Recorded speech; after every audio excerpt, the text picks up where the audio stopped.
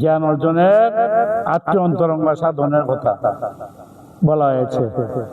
বিবেক, বৈরাগ্য, সম ইত্যাদি ছয় সম্পত্তি, সম ধম শ্রদ্ধা উপরতি তিতিক্ষা যে সমাধান, মুমুক্ষুত্ব, শ্রবণ মনন নিদিধ্যাসন তত্ত্বপদার্থ সংশোধন।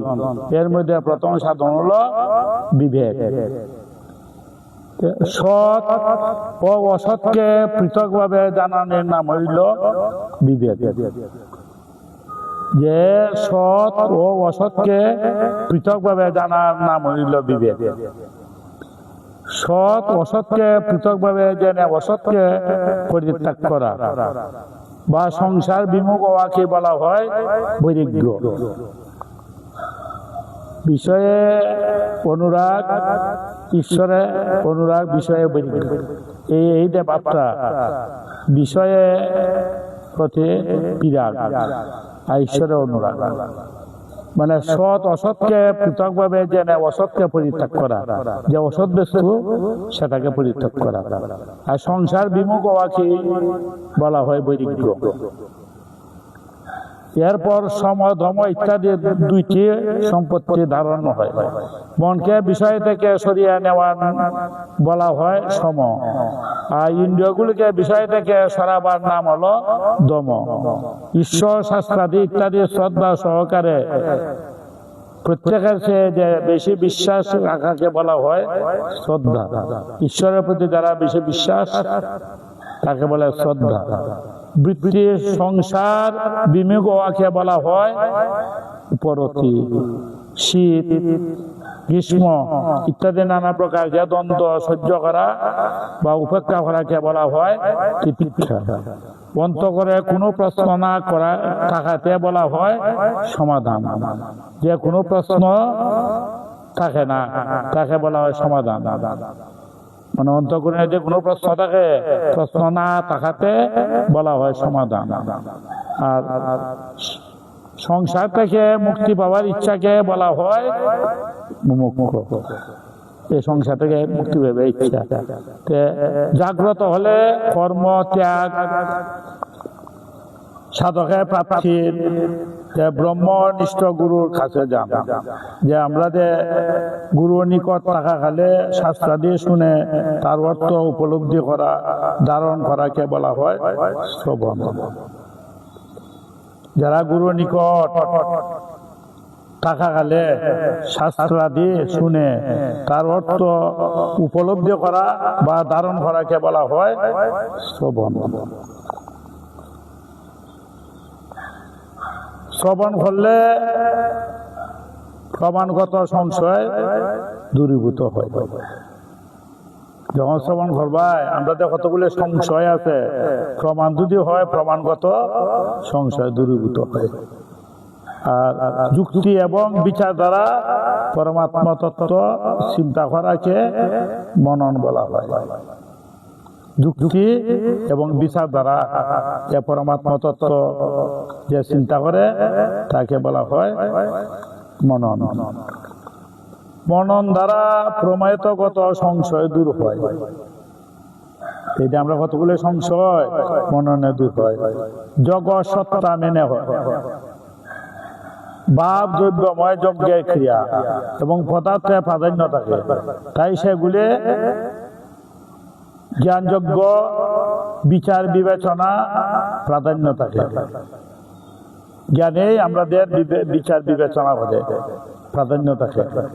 সেই জন্য দ্রব্যময় যজ্ঞ থেকে জ্ঞানযোগ্য শ্রেষ্ঠ। আমরা দ্রব্য যা যে যজ্ঞ করি, মানে বুগরা যা কিছু দ্রব্য দেয় যজ্ঞ করা হয়, তাই দ্রব্যময় যজ্ঞ থেকে জ্ঞানযোগ্য শ্রেষ্ঠ। আর জ্ঞানযোগ্য সমস্ত ক্রিয়া পদার্থ থেকে সম্পর্ক ছিন্ন হয়ে যায়, তত্ত্বজ্ঞান হয়। তখন আর কিছু করা, জানা, পাওয়ার বাকি থাকে না। যখন তত্ত্বজ্ঞান হয়ে যায় তখন করা, জানা এবং পাওয়ার বাকি থাকে না। কারণ একমাত্র পরমাত্মা তত্ত্ব ব্যতীত অন্য কোনো অস্তিত্ব নেই। এই পরমাত্মা তত্ত্বে তদ্বিধি প্রণিপ্রাতেন প্রণিপ্রেষ্ণ সেবয়া তদেক্যতে জ্ঞানং জ্ঞানে তত্ত্বদর্শিন, মানে প্রণিপ্রাতেন সেবয়া দ্বারা সন্তুষ্ট করো, মানে প্রণিপাতনে সাষ্টাঙ্গে প্রণাম করে।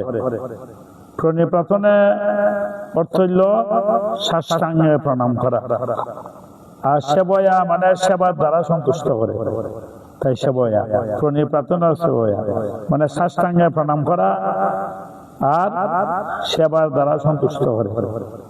প্রণিপ্রেষ্ণ মানে সরলতা পূর্বক প্রশ্ন করো, সরল ভাবে কুটিনাটি করি আনা। তত্ত্বদর্শী সেই তত্ত্বদর্শী জ্ঞানে, মানে মহাপুরুষের তত্ত্বজ্ঞান সেই জ্ঞানে সরল ভাবে প্রশ্ন করো। তাই জ্ঞানবান উপদেশপন্থী মানে তত্ত্বজ্ঞান সম্বন্ধে উপদেশ প্রদান করবেন। যদি সরল ভাবে প্রশ্ন করো তত্ত্বদর্শী গুরু উপদেশ প্রদান করবেন। তত্ত্বজ্ঞান তত্ত্বদর্শী জ্ঞানে পুরুষ মহাপুরুষের কাছে গিয়ে অবগত হও, তাকে সাষ্টাঙ্গে প্রণাম করো, সেবার দ্বারা সন্তুষ্ট করে সরলপূর্বক প্রশ্ন করলে সেই তত্ত্বদর্শী যদি তোমার আমার কথা পছন্দ না হয় তবে তুমি কোনো জ্ঞানী মহাপুরুষের কাছে গিয়ে প্রচলিত প্রণামীর দ্বারা জ্ঞান লাভ করো। জ্ঞান প্রাপ্ত করার প্রচলিত প্রণামী কর্মকে ত্যাগ করে ব্রহ্মনিষ্ঠ গুরুর কাছে গিয়ে বিধিপূর্বক জ্ঞান লাভ করা। ভগবান বলছেন নিজ কর্তব্য কর্ম করতে থাকলে বা অন্য কোনো সাধন ছাড়াই এই তত্ত্বজ্ঞান নিজে লাভ করবে। যে কর্তব্য কর্মটা ভগবান যে তোমার কর্তব্য কর্ম করতে থাকো, যদি কর্মযোগ সিদ্ধ যদি হয় তো অন্য কোনো সাধন দ্বারা ছাড়া এই তত্ত্ব নিজে লাভ করবে। তার জন্য কারো কাছে যাওয়ার প্রয়োজন নাই। যদি তুমি সিদ্ধি লাভ করো কর্মের মাধ্যমে, আর কোনো প্রয়োজন নাই।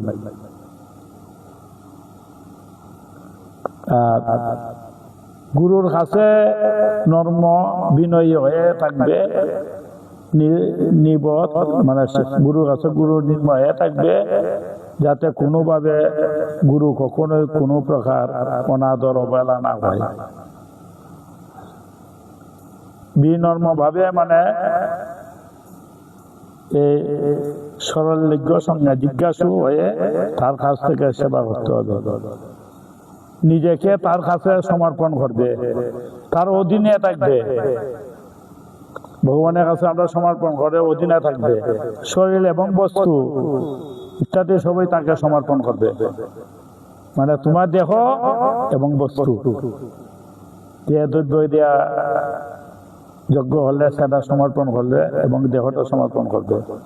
সাষ্টাঙ্গে প্রণাম দ্বারা শরীর এবং সেবার দ্বারা নিজের সকল বস্তু তাতে অর্পণ করবে। মানে দ্রব্য অর্পণ করিয়া সাষ্টাঙ্গে প্রণাম করবে। সেবায় শরীর সমস্ত বস্তু দ্বারা গুরু সেবা করবে, তিনি যাতে প্রসন্ন হন। যে রূপ কর্মে সাধু এবং মহাপুরুষ সব থেকে বড় সেবা হলো সাধু মহাপুরুষ গুরু সেবা। সবচেয়ে বড় সেবা হলো আদর্শ অনুযায়ী নিজ জীবন গঠন করা। তুমি সেবার মধ্যে যে আদর্শ নিজের জীবনটাকে গঠন করো, কারণ তাদের আদর্শ তাদের জীবনের থেকে বেশি মূল্যবান হয়ে থাকে। এই আদর্শ সিদ্ধান্ত মানে আদর্শ রক্ষা করার জন্য মহাপুরুষ নিজের জীবন সানন্দে পরিত্যাগ করতে পারেন। তাই সত্যিকার সেবক কায় মনোবাক্যে তার আদর্শ পালন করে। রাধে রাধে। যারা সত্যিকার সেবক কায় মনোবাক্যে তার আদর্শ পালন করে। প্রশ্ন শুধুমাত্র পরমাত্ম তত্ত্ব জানার জন্য জিজ্ঞাসা হয়ে সরলতার সঙ্গে বিনম্র ভাবে গুরুকে প্রশ্ন করবে। নিজের পাণ্ডিত্য জাহির করার জন্য, তাকে পরীক্ষা করার জন্য প্রশ্ন করবে না। রাধে রাধে। তুমি জানার জন্য সরল ভাবে প্রশ্ন করবে, বিনম্র ভাবে গুরুকে প্রশ্ন করবে। আর নিজের পাণ্ডিত্য জাহির করার জন্য, তাকে পরীক্ষা করার জন্য প্রশ্ন করবে না। আমি কে, সংসার কি, বন্ধন কাকে বলে, মুখ্য কি, পরমাত্ম তত্ত্ব কি রূপে অনুভব করা যায়, আমার সাধনার পথে কি কি বিঘ্ন আছে সেইগুলো কি রূপে দূর করা সম্ভব, তত্ত্ব বুঝতে কেন অসুবিধা হচ্ছে, এটাতে প্রশ্ন শুধু নিজে বুঝার জন্যই। কথাগুলো বুঝতে পারছো?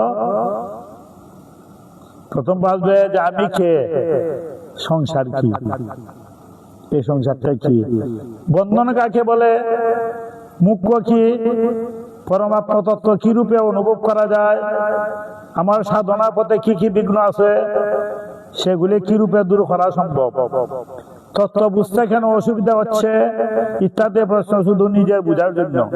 যেমন সন্দেহ তদুনজি জিজ্ঞাসা করবে। তাই জ্ঞানী তত্ত্বদর্শী নয়। তত্ত্বদর্শী পদে অর্থ হলো সেই মহাপুরুষের পরমাত্মা তত্ত্ব অনুভব করছেন জ্ঞানীগণ পদের। এই তত্ত্বদর্শী জ্ঞানী পুরুষের কাছে গিয়ে জ্ঞান লাভ করা উচিত। যারা তত্ত্বজ্ঞ পুরুষ, সাধু মহাপুরুষ, তাদের কাছে গিয়ে জ্ঞান অর্জন করো।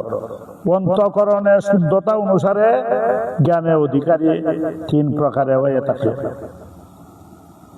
অন্তরটা শুদ্ধ করার জন্য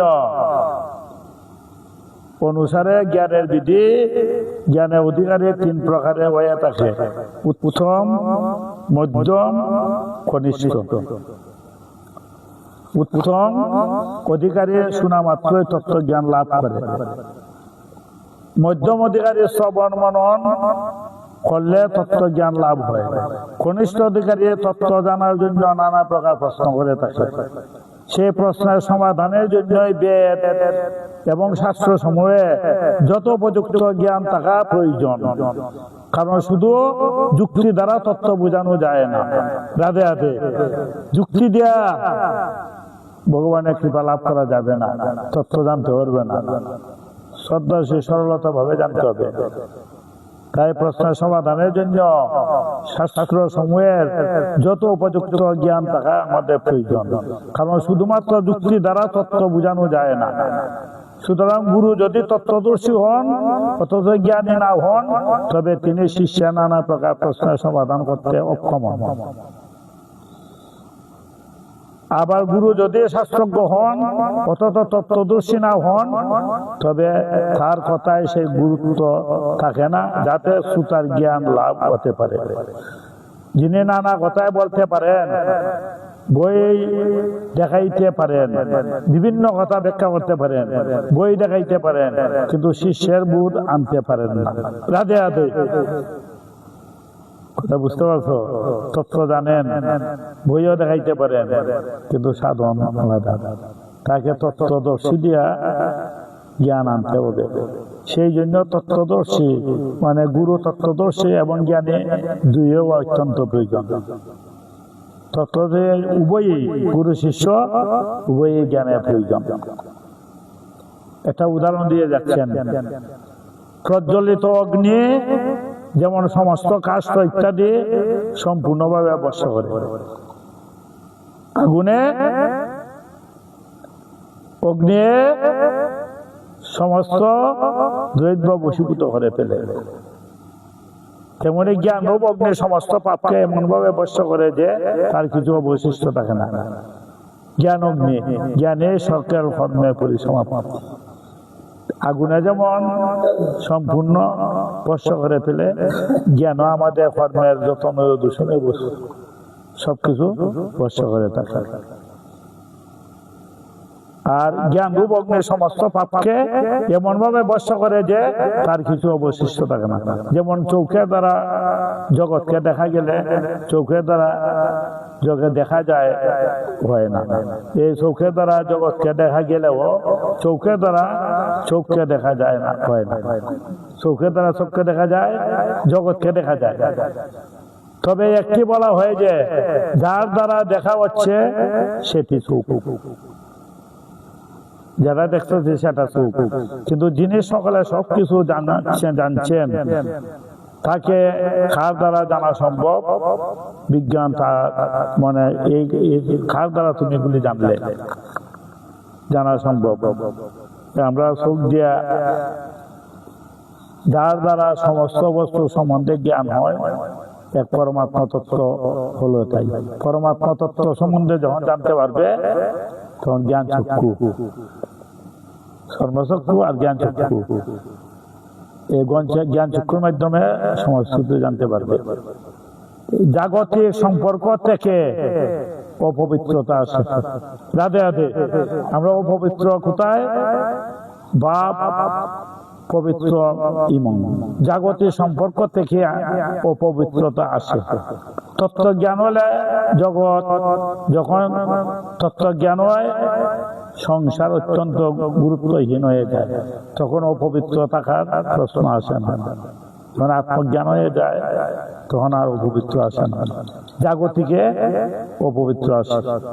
তাই জ্ঞান বিন্দু মাত্র অপবিত্রতা, জড়তা এবং বিকার নেই। তাৎপর্য যে তত্ত্বজ্ঞান লৌকিক আর পারমাত্ম জ্ঞান হলো অলৌকিক।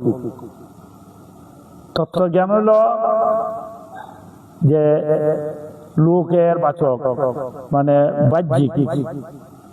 যে তত্ত্বজ্ঞান এটা লৌকিক, এটা লৌকিক জ্ঞান। আর পরমাত্মা তত্ত্ব জ্ঞান অলৌকিক। এই জ্ঞানটা পরমাত্ম কেন্দ্র, এটা লৌকিক জ্ঞান অলৌকিক।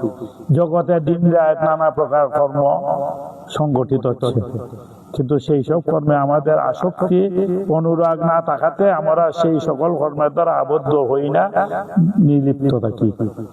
সমস্ত কিছু কর্ম হয়েছে, কিন্তু কর্মের মধ্যে আমরা নির্লিপ্ত আবদ্ধ হই না। পদ্মবত্তা জলের মতো যেমন স্পর্শ করে না। যে রূপ কর্মে আমাদের অনুরাগ আসক্তি আসে, যে সব কর্মে আমাদের অনুরাগ এবং আসক্তি আসে, সে কর্ম আমরা আবদ্ধ হই অনুরাগে এবং আসক্তি। কর্মের মধ্যে যারা আসক্তি হয় আবদ্ধ হয়, কারণ রাগ দেশের দ্বারাই কর্মের সঙ্গে আমাদের সম্পর্ক স্থাপিত হয়। যখন রাগ দেশ থাকে না, মমত্ববোধ জাগ্রত হয়, তখন কর্মের সঙ্গে সম্পর্ক স্থাপিত হয় না। অথবা মানুষ কর্মবন্ধন হতে মুক্ত হয়ে যায় যখন এরা ওই কর্মবন্ধন থেকে মুক্ত হয়। এই রাগ দেশ আমাদের কাছে এইভাবে যে পরিত্যাগ করা আসক্তি সরানো অত্যন্ত সহজ কথা, যদি বৈরাগ্য আসে না আসে। মায়া মাত্রই মনে করে ত্যাগ করা বৈরাগ্যতে যে যদি না হয়, মায়া মাত্রই মনে করে ত্যাগ। যে সকল বস্তু আমাদের ভালো লাগে না, যে সকল বস্তু আমাদের ভালো লাগে না, সেই মন্দ বস্তুগুলি সহজে পরিত্যাগ হয়। যে বস্তু আমাদের ভালো লাগে না সেটা অতি সহজে ত্যাগ করা যায়, কিন্তু যে বস্তু আমাদের ভালো লাগে সেই সুন্দর বস্তুগুলো ত্যাগ করতে কষ্ট হয়। যে বস্তু ভালো লাগে না অতি সহজে ত্যাগ করা যায়, পরিত্যক্ত হয়। আর যাহা ভালো লাগে সুন্দর বস্তুগুলা ত্যাগ করতে খুব কষ্ট হয়। আবার অন্য কাজে লাগে দেখে যে বস্তুগুলি ভালো লাগে তা সহজে ত্যাগ করা যায়। যেমন খাবারের সময় তালায় বেশি রুটি যদি কম করতে হয়, তবে বাসি ঠান্ডা রুটি আগে তুলে দেব। আর যদি অন্যকে দিতে হয় তাহলে ভালো রুটি দিবে, খারাপ বাসি নয়। সেই কর্মে যুগের প্রক্রিয়া আসক্তি দূর না করলে সাংখ্য যুগে সাধন করা খুবই কঠিন। কর্মে যে আমরা একটা আসক্তি আছে, আসক্তি যদি দূর না হয় জ্ঞান যুগ সাধন করা অত্যন্ত কঠিন। জ্ঞান আসক্তি ত্যাগ করতে গেলে জ্ঞানের প্রয়োজন। বিচার পূর্বক পদার্থগুলি সত্য না মানা হলে পদার্থটির উপর স্বাভাবিক আসক্তি থাকায় ভুগে লিপ্ত হয়ে পতন পর্যন্ত হবার সম্ভাবনা থাকে। বিচারপূর্বক আমাদের পদার্থগুলি যদি সত্য মানা হলেও পদার্থগুলির উপর যদি স্বাভাবিক আসক্তি থাকে, এই যে দ্রব্যগুলো যদি আমরা আসক্তি থাকে ভুগে লিপ্ত হয়ে পতন পর্যন্ত হওয়ার সম্ভাবনা থাকে। এই আসক্তি ভুগে আমাদের পতন হয়। ভুগই জ্বালা, যত ভুগ তত জ্বালা। শুধুমাত্র মিথ্যা জেনে, অর্থাৎ অসৎ বস্তুকে অসৎ জানার জন্য আসক্তি নিবৃত্তি হয় না। যেমন সচ্চিত্রে, সচিত্রে, চিত্রের মেঘে দৃশ্যমান পদার্থগুলি বাস্তবিক নয়, সেগুলি জানা সত্ত্বে তার আসক্তি জন্মায়। আমরা চিত্রের মধ্যে যা কিছুগুলি এটা বাস্তবিক, যেমন সিনেমা, টিভি, ওইগুলির সামনে যা কিছু দেখে এটা বাস্তবিক নয়, এটা আসক্তি জন্মায়। এটা কোনো সঠিক নেই। এইটার প্রতি একবার আসক্তি জন্মায়। সিনেমা দেখলে চরিত্র, সময়, চোখের দীপ্তি, অর্থ চারটি নষ্ট হয়। যারা সিনেমা দেখে তাদের চরিত্র, সময়ও নষ্ট হয়, চোখের দীপ্তি এবং অর্থগুলি চারটা নষ্ট হয়। এই জন্য আসক্তি বশত সিনেমা দেখা হয়। সিনেমার প্রতি এত আসক্তি কেন দেখা হয়? যে ওই যে সিনেমা বিভিন্নতা দেখা যায়, এর দ্বারা প্রমাণিত যে বস্তু না থাকলে তাতে আসক্তি সম্পর্ক থাকতে পারে। যদি বস্তু না থাকে তার প্রতি আমরা একটা আসক্তি দেখি। এই সিনেমা দেখার প্রতি যেভাবে আমরা একটা আসক্তি, ভগবানের প্রতি তো সেই আসক্তি নাই। আসক্তি দুই প্রকার, বিষয়ে আসক্তি, ইন্দ্রিয়ভোগের আসক্তি, আর ভগবত সেবা আসক্তি, অনুরাগ। এই বিষয় ভোগের যে অনুরাগ, আমাদের এই সাধন ভজনের সেই অনুরাগ নাই। যদি আসক্তি না থাকে, পদার্থ সত্তা স্বীকার করলে তাতে আসক্তি জন্মায় না। আসক্তি যদি আমরা না থাকে, যে ওইগুলি পদার্থ যদি সত্তা স্বীকারও করবো, তাতে আসক্তি জন্মায় না। যে সাধকের প্রধান কাজ হলো আসক্তি বিনাশ করা। যারা সাধন ভজন করে, এই যে আসক্তি, সিনেমা টিভির মধ্যে যে আসক্তি, পদার্থের সত্তা নয়। কারণ আসক্তি বন্ধনের কারণ বস্তুর মধ্যে নয়, বস্তুর মধ্যে আসক্তি না। আসক্তি যা এই অনুরাগ আসক্তি, শতক আর অশতক, এমনকি সৎ অসতের চেয়ে অসাধারণ যদি আসক্তি থাকে, তাহলে তা বন্ধনকারী হবে। যেটা আমরা ক্রিয়া জাগে, আসক্তি বন্ধন হয়। প্রকৃতপক্ষে কোনো পদার্থ বন্ধনের কারণ নয়, পদার্থগুলি বন্ধন না। বন্ধন হইলে আমাদের আসক্তি। বন্ধন হয় তাদের সঙ্গে আমাদের দৃষ্টি সম্বন্ধ দ্বারা, দর্শন জন্মানে আসক্তির দ্বারা। আসক্তি কি হয়? আমাদের এই যে সৃষ্টি এবং সম্বন্ধ, এগুলি যার সাথে সম্বন্ধ করো তার প্রতি একটা আসক্তি হয়। তোমার সাথে আমার সম্বন্ধ হয়েছে, আসক্তি। হ্যাঁ, মোবাইলের প্রতি এটা আমার আসক্তি। মানে যে কোনো বই যার সাথে সম্বন্ধ করবে তার প্রতি একটা আসক্তি জাগে। সুতরাং সেই আসক্তি দূর করার দায়িত্ব আমাদের উপর। দূর কিভাবে করতে হবে? আমার পোশাক, এটা আমার, এই মোবাইলটা আমার, মানে এটা আমার প্রতি আসক্তি। এই আসক্তি দূর করতে গেলে আমাদের দায়িত্ব উপর। বা যদি যুগ ব্যতীত কর্ম, দুই বন্ধন, তবু কর্ম করলে পতন তো হয় না। যত বাহ্যিক, মানে বাহ্যিক জ্ঞানের ধারা, যে বাহিরের যে জ্ঞানগুলা, বাহ্যিক জ্ঞান নরাগামী হইতে পারে। জ্ঞানগুলা বাহিরে বাহিরে লোক দেখানো যে জ্ঞান, এটা তো অন্তর আভ্যন্তরিক না। সেই জ্ঞানটা বাহ্যিক। বাহ্যিক জ্ঞানে তত্ত্ব জ্ঞান হয় না। আমিত্বের মধ্যে বাসা বাঁধে, রাধে রাধে। বাহ্যিক জ্ঞানে আমিত্বের বাসা বাঁধে, কর্ম এবং তার ফল শেষ হয়ে যায়। যতক্ষণ আমিত্ব থাকে ততক্ষণ আমিত্বের আশ্রয় নেয়, আত্মপ্রসাদে অহংকার দূর হয় না। রাধে রাধে। যতক্ষণ আমাদের মধ্যে আমিত্ব থাকে ততক্ষণ আমিত্ব আশ্রয় নেবা। যারা আমিত্বর আশ্রয় নেওয়া আত্মপ্রসাদের অহংকার দূর হয় না। অপরপক্ষ খারাপকে আমরা খারাপ বলে মনে জানি, খারাপকে আমরা খারাপ মনে জানি, কিন্তু ভালোকে আমরা খারাপ রূপে জানি না। খারাপকে খারাপ রূপে জানি, ভালোকে খারাপ রূপে জানি না। সেই জন্য ভালোত্বের অহংকার ত্যাগ করা অত্যন্ত কঠিন। ভালোটা ত্যাগ করা যায় না, খারাপটা ত্যাগ করা যায়। যেমন হাতে লোহার বেরি পরিত্যাগ করা যায়। এই যে বেরিটা লোহার বেরি, এটা ত্যাগ করা যায়, কিন্তু সোনার বেরি পরিত্যাগ করা যায়। রাধে রাধে। কথাগুলো বুঝতে পারছো? হাতে যে লোহার বেরিটা এটা পরিত্যাগ করা যায়, কিন্তু সোনার যদি বেরি হয় এটার মায়া, কোনটার মায়া বেশি? সেটি অলঙ্কার রূপে রয়েছে, এটা গ্রহণ করবে। তাই কুবাব রহিত হয়ে সুকর্ম করতে হয়। যারা কুবাব দূর করতে পারে তখন সুকর্ম হয়। প্রকৃতপক্ষে কুবাব ত্যাগ করে বিশ্বের মঙ্গল আপনার কি হয়? করতে হয় না। যারা কুবাব ত্যাগ করতে পারে তখন তোমার মঙ্গল হবে। মঙ্গলটা করতে হয় না, আপনার থেকে মঙ্গল হবে।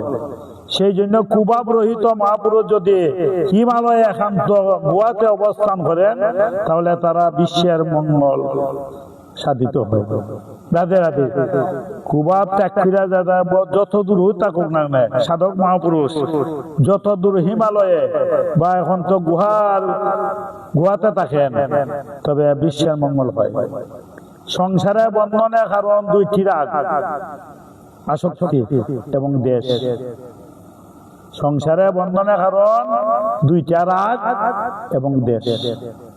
যত সাধন পথ সবই হইল রাগ দেশ দূর করার জন্য।